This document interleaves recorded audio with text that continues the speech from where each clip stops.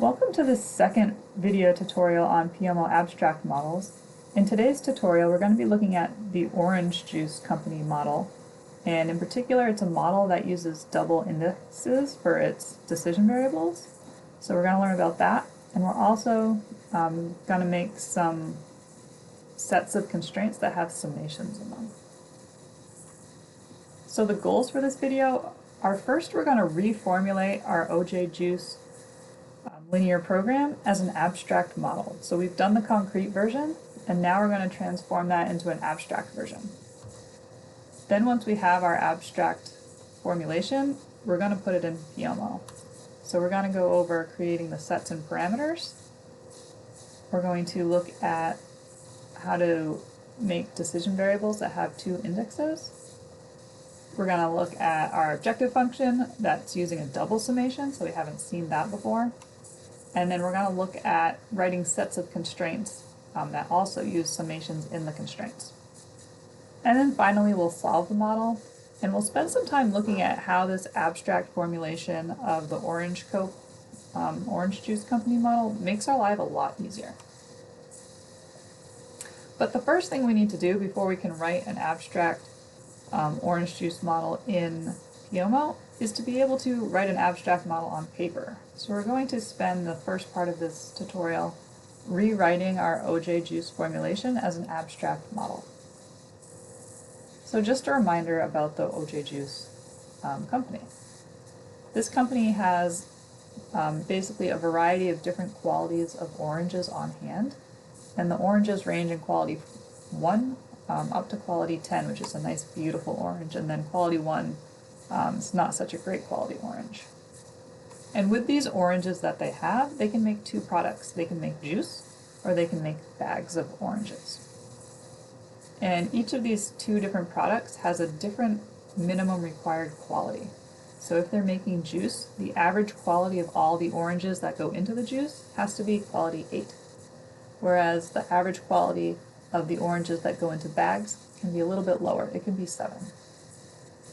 And then if they make juice, there's a certain amount of revenue and production costs associated with the juice, so we end up with a profit of 45 cents per pound of oranges that go into juice. And then similarly with bags, the revenue from bags is lower than juice, but the production cost is also a lot lower, so we end up with a profit of about 30 cents per pound for our bagged oranges. And currently OJ Juice Company has on hand 120,000 pounds of grade 6 oranges and 100,000 pounds of grade 9 oranges.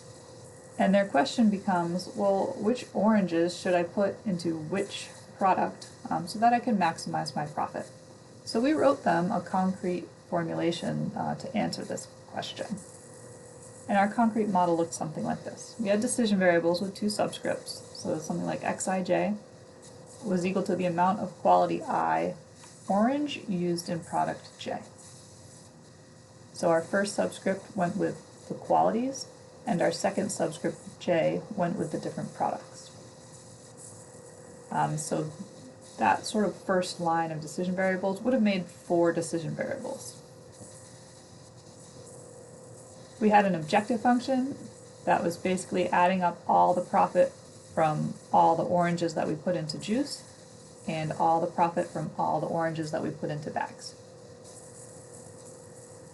And then we had a constraint for the quality 9 oranges that said, hey, we only have 100,000 of these. Make sure between all the quality 9s that you're putting in the juice and all the quality 9s that you're putting in the bags that we don't use more than 100,000 pounds of grade 9 oranges. And we had a similar constraint that was looking at our grade 6 oranges. We wanted to make sure that we didn't use more than 120,000 pounds of those. And then we had one constraint for our average quality of juice, which was making sure that the average quality remained above 8. And this constraint looked kind of funny, and we're going to see this in a little bit more detail later. And then we had another constraint, our simplified version of it, like what you see there, and that was making sure we had an average of quality 7 in our bags of oranges. And then finally our non-negativity constraints. So we're going to go through and rewrite this concrete formulation as an abstract model. So the very first thing we need to take care of in an abstract model is sort of identifying our sets. And one way to identify sets is they often appear as subscripts for our decision variables. So here we see our decision variables using two sets. We have a set of qualities and a set of products. So we could start off our abstract model by writing what our sets are, and we've identified that we have a set of qualities. So at the start of this OJ juice problem, those qualities would be 6 and 9, and a set of products. So for OJ juice, those products initially are juice and bags. And then the next part of an abstract model, once we've identified the sets, instead of writing I is equal to 6 or 9, we're going to write or use our sets that we just made. So we'll say I is an element of quality, and then J is an element of products.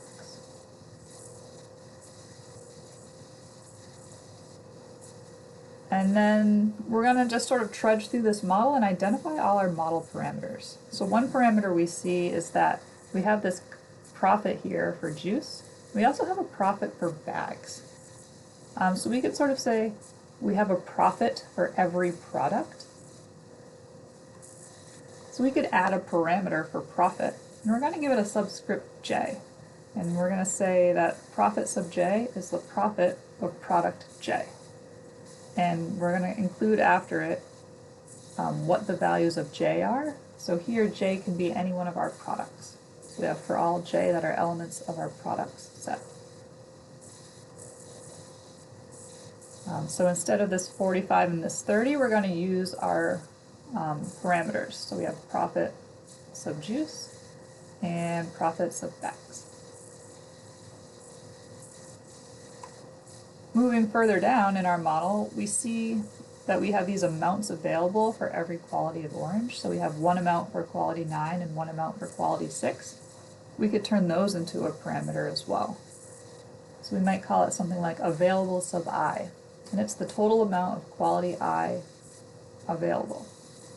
And then after sort of the description, we have to tell it what values I can take. So here I is our different qualities.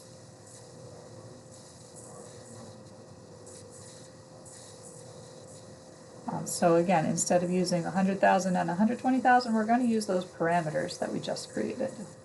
So we'll use available sub 9 and available sub 6. The next sort of parameter values we see we have a quality requirement for every product. So our juice requires a quality of 8 and our bags require a quality of 7.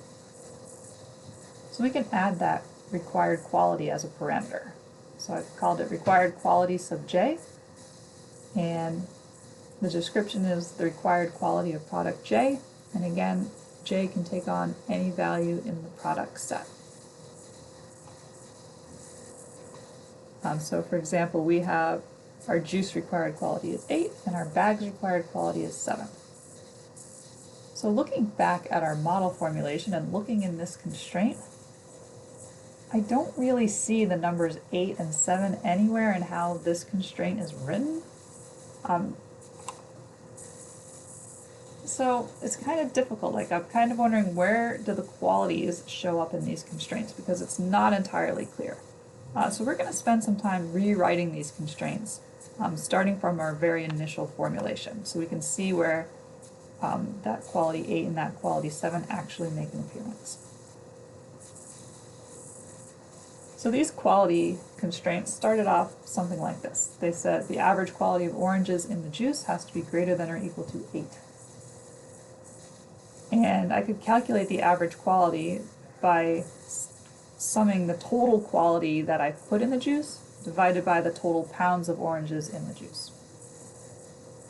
And we said we could make that calculation somewhat like follows, where we have 6 times the amount of quality 6 oranges we put in the juice, plus 9 times the quality of 9 oranges we put in the juice. That's going to sum the total quality that's in the juice. And then if we divide that by just x6 juice plus x9 juice, that's going to give us the total pounds of oranges in the juice. And so that left-hand side of the constraint is going to give us sort of our average quality in the juice. And we want to make sure that that's greater than or equal to 8. Now, this left-hand side, we have decision variables being divided by decision variables. That's not allowed. It's not a linear constraint. So we had to rewrite it. So we rewrote this constraint by multiplying both sides of the constraint by the denominator. And when we did that, we found that we arrived at this next equation here. And then if we simplify that right-hand side a little bit, we could distribute that 8. So we have on the right-hand side 8 times x6 juice plus 8 times x9 juice. And if we then subtract that right-hand side from the left-hand side, we would see something like this, where we have 6 times x6 juice minus 8 times x6 juice plus 9 times x9 juice minus 8 times x9 juice. And that has to be greater than or equal to 0. And then finally, we can simplify that equation a little bit more by taking out the x6 juice and the x9 juice. So we're left with 6 minus 8 times x6 juice plus 9 minus 8 times x9 juice. So in this equation, this final equation here, we can see that parameter we just created, that 8 for quality, shows up very clearly in this formulation of the constraint.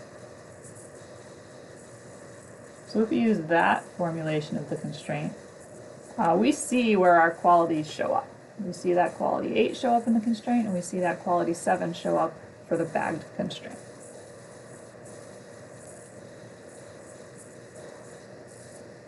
So we can replace 8 with the required quality sub juice. And then we can replace the 7 with the required quality sub bags.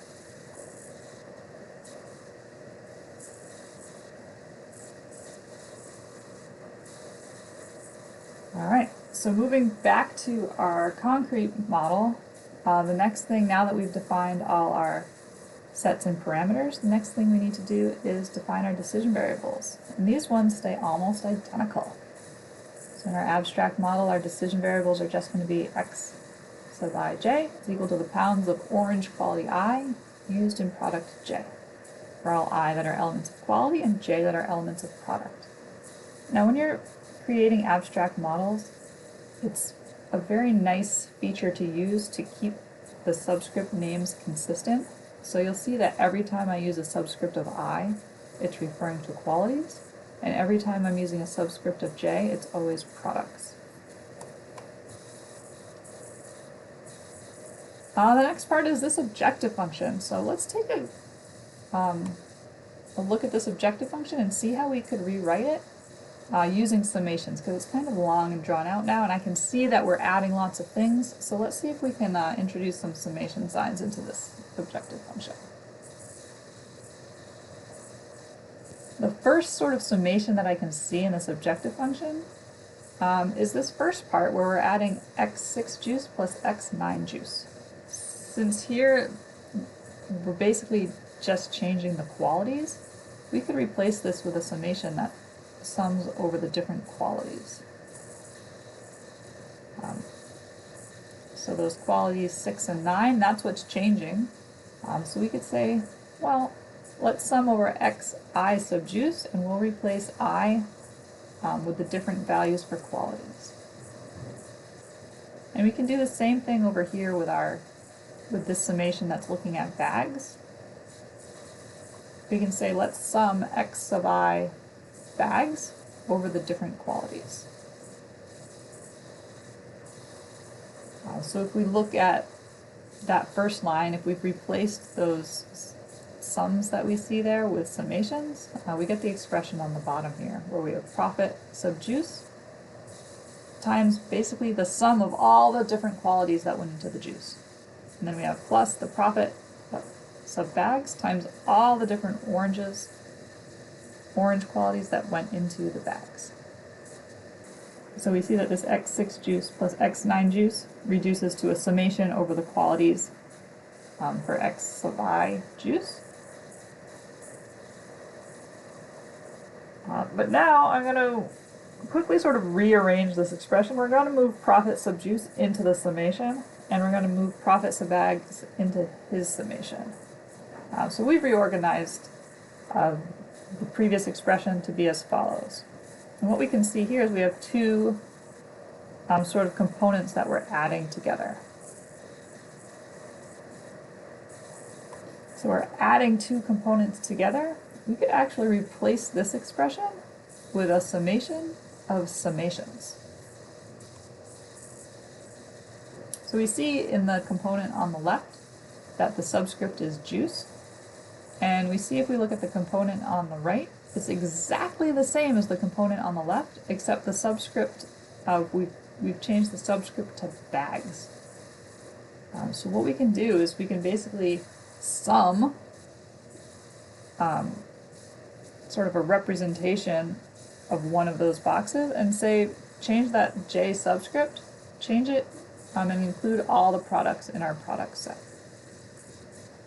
And so again, the only thing that's different between these two expressions is the product that we're looking at.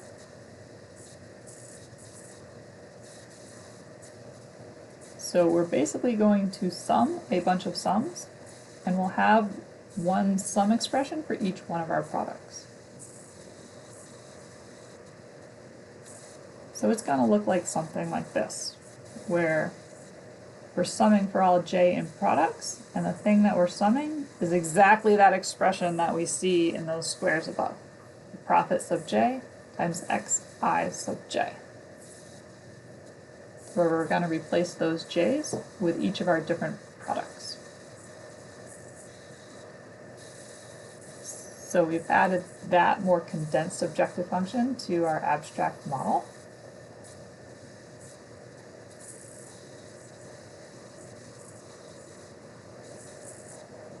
And now we're moving on to our constraints. So let's look at these first two constraints. It looks like we have a constraint for every single one of our qualities. So instead of writing all of our constraints out, sort of hard-coded for every one of our qualities that we have, we could write these as a set of constraints. So let's go ahead and do that. So you can see here, these are our two quality constraints, and we can see that the only thing that's different between these two quality constraints is the subscript that we've used. So in the first one we've used a subscript of 9, and in the second one we've used a subscript of 6 for the quality. So we could write sort of a formula for these constraints where we replace the quality, the variable I. And if someone gave me a value for I could write one of those constraints above. So our set of constraints could become something like xi sub juice plus x bags, I sub bags is less than or equal to available sub I. Then we have to tell it what values of I to use, and they can use all the i's that are element of the qualities set.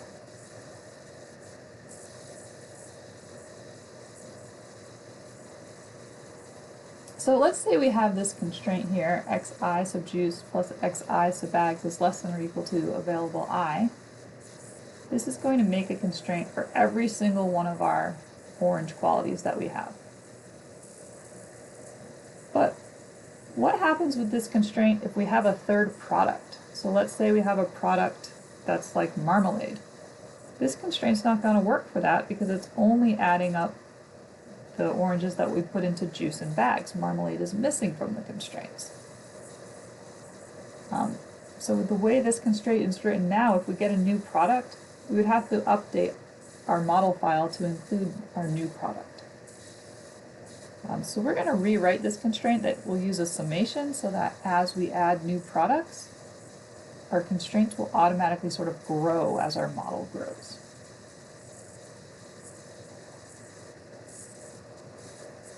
So if we look at this left-hand side, we're adding components that all look the same, except the thing that we're changing is the product.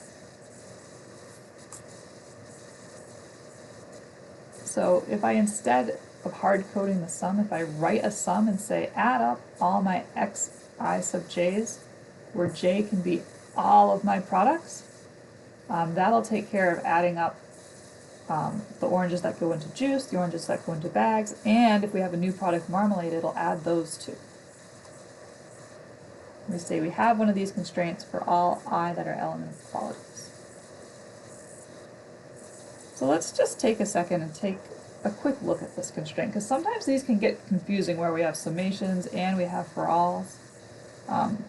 So if I were to read this constraint, I'd say we have the sum for all j that are elements of products x sub ij is less than or equal to available sub I, and we have one of these for all I that are elements of qualities. So for all I in our qualities set. So this first, or rather it's the last part, for all I that are elements of qualities, this tells me how many constraints that I'm going to be making. So if we had this hypothetical data here where we have in our quality sets the qualities 2, 6, 9, and 10, we would know that we would be making a constraint for each of these qualities. So we'd be making 4 constraints. And those 4 constraints would look something like this, where we have, first we substitute the value 2 for where we saw I, and we come to this first constraint.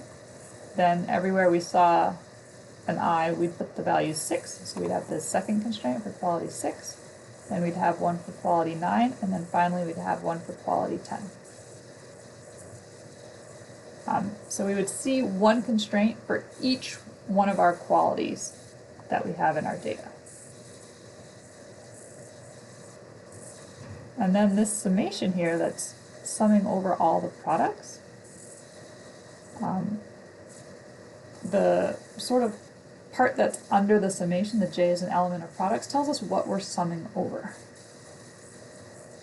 So in this case, we're going to be summing over our different products, which are juice, bags, and marmalade.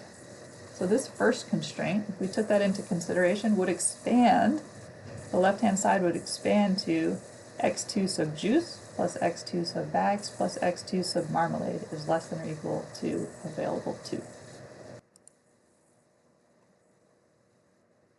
And then we see our constraint is very similar for quality 6, where we're summing over juice, bags, and marmalade. And then quality 9 constraints, also similar, where we're summing over juice, bags, and marmalade, and same for quality 10. So this one line up here, if we were to expand it all out and write all of our constraints, translates to these 4 constraints that we see down below, and our summation would be summing over the 3 of our products that we have. So we could add that constraint to our abstract model. We see him there.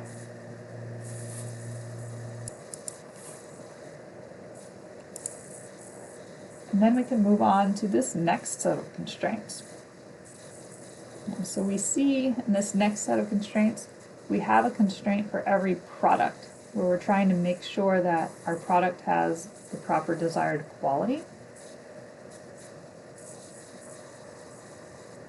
And if we look more closely at these constraints, we can see that they're exactly the same, except for the only thing that's changing between them is the product that shows up in the subscript. So the first one, the product in the subscript is always juice, and in the second one, the product in the subscript is always bags.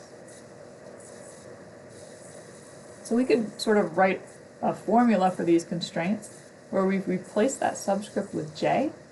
And if you told me a subscript value for j, so one of our products, I could make the proper constraint. So we're going to use that pattern, and we're going to say, make one of these constraints for all j that are elements of products.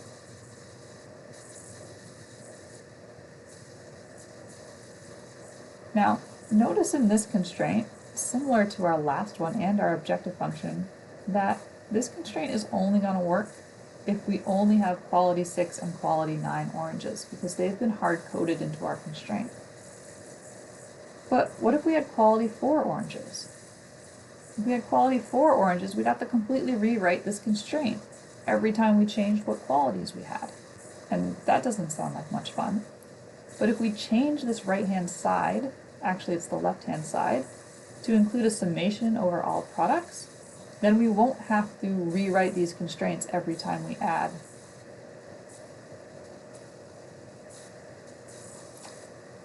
But if we change the left-hand side of this constraint to sum over all of our different qualities, we won't need to change our constraint every time we have different qualities available.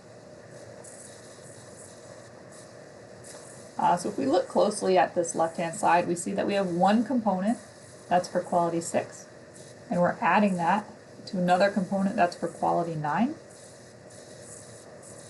So we're summing over all the different qualities. So I could say, hey, I want you to sum this expression I minus required quality j times xi sub j is greater than or equal to 0. And I want you to replace I with all the different qualities that I have available. And that better be greater than or equal to 0. And I want you to make one of these for all j that are elements of products. And when we write our constraint like this, it's going to work for any number of qualities and products that we have available. So let's take a look at that a little bit more closely. Like, what does this constraint turn into? First, we see that we have a j for every product. First we see that we are going to have a constraint for every one of our products. So this for all j that are elements of products tells us how many constraints we're going to be making. So if we had in our data file the following data where we have qualities 2, 6, 9, and 10, and products juice, bags, and marmalade, this circled part here tells us that we're going to have a constraint for each one of our products. So we're going to have a constraint for juice, one for bags, and one for marmalade. So we'll have 3 constraints. And they might look something like this, where we'll have one constraint for juice, one for bags, and one for marmalade. And we see that we've replaced the j subscript with our different products.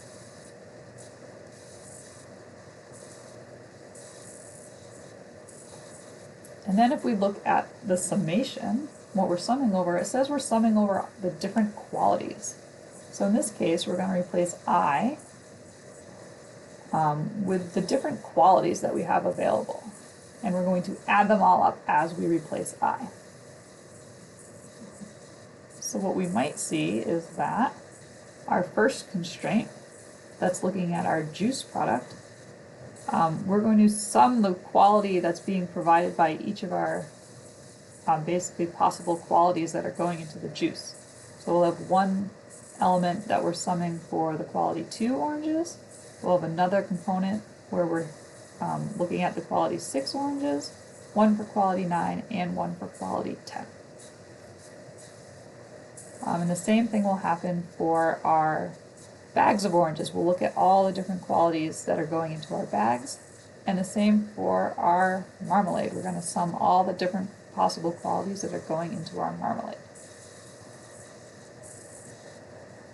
So this one expression actually turns into these 3 constraints, where we have a summation over different components on the left-hand side the summation is looking at all our different qualities, and we have a constraint for each one of our different products. So we can add that constraint set to our abstract model. So now we have one constraint set that says don't exceed the available oranges for each quality, and another constraint that says we've got to look at our products and make sure we're meeting our average product requirement. And then the last thing we need to grab from our concrete model is our non-negativity constraints. So those are pretty straightforward. We're just going to say xi sub j is greater than or equal to 0. And we want to provide the sets to use for I and j. So we're going to say for all I that are elements of quality and j that are elements of products.